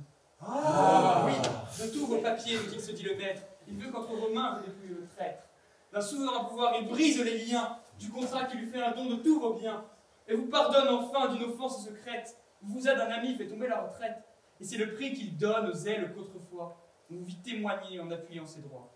Pour montrer que son cœur sait, quand moins on y pense, d'une bonne action verser la récompense, que jamais le mérite avec lui ne perd rien, et que mieux que du mal, il se souvient du bien. Comment je respire? Favorable succès. Qui l'aurait osé dire? Eh bien, te voilà, traître. Ah, mon frère, arrêtez, et ne descendez pas à ces indignités. à son mauvais destin laissé un misérable, et ne vous ajoutez pas au remords qui l'accable. Souhaitez que son cœur en ce jour, au sein de la vertu, fasse un heureux retour, qu'il corrige sa vie en détestant son vice, et puisse de tout prince adoucir la justice. Quant à sa bonté, allez à deux genoux, rendre ce que demande un traitement si doux. Oui, c'est bien dit. Allons à ses pieds avec joie, nous louer des bontés que son cœur nous déploie, puis acquitter un peu de ce premier devoir. Au juste soin d'un autre, il nous faudra pourvoir, et par un doux hymen, couronner en valère la flamme d'un amant généreux et sincère.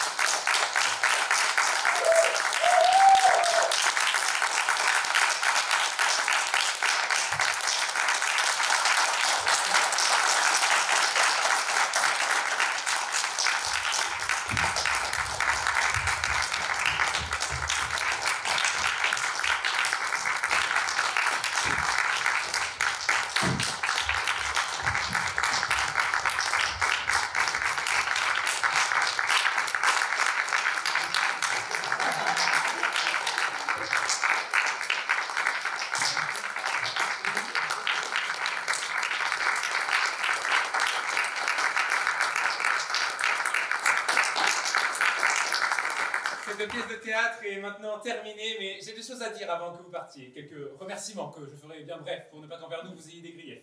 Tout d'abord, pour tous ceux qui ont rendu possible un spectacle qui tout seul serait inaccessible, remercions donc bien fort pour les captations, Pix pour les photos, Musix pour les sons, sans oublier Iris qui fait la couverture, car enfin, les omettes seraient leur faire injure.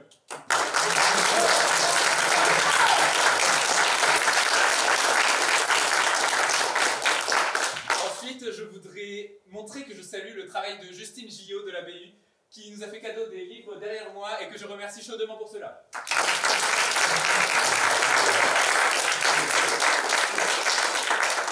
Pour être nos lumières, merci à la régie, c'est-à-dire à Sylvain ainsi que Alexis.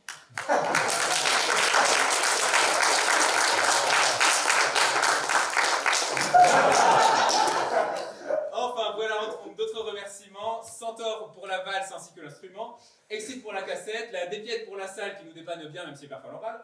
Merci au BDA, Bina Sommaire Magique. Et tout finalement, merci à vous, public!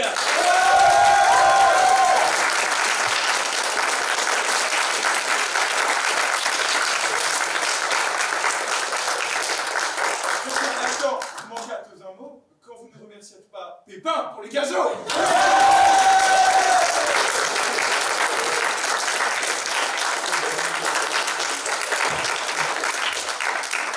Quittons les Alexandra, s'il vous plaît, on va remercier les acteurs. Tout d'abord, dans le rôle de Valère, notre cher Nathan Di Martino.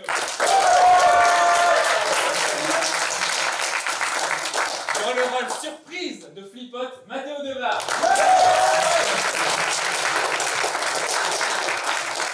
Dans le rôle de Madame Pernel, Ekaterina Laurent.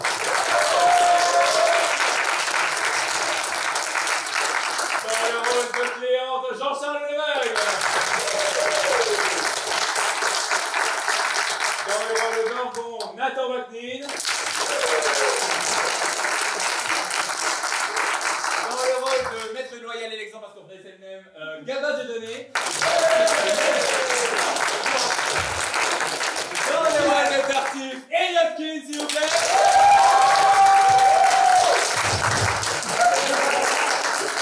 Dans le rôle de notre charmante Elmire, Valentin Algrad.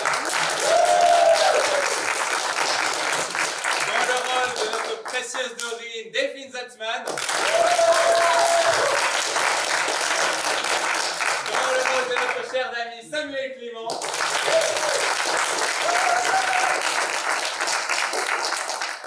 Dans le rôle de notre charmante Marianne, Nathan Janek.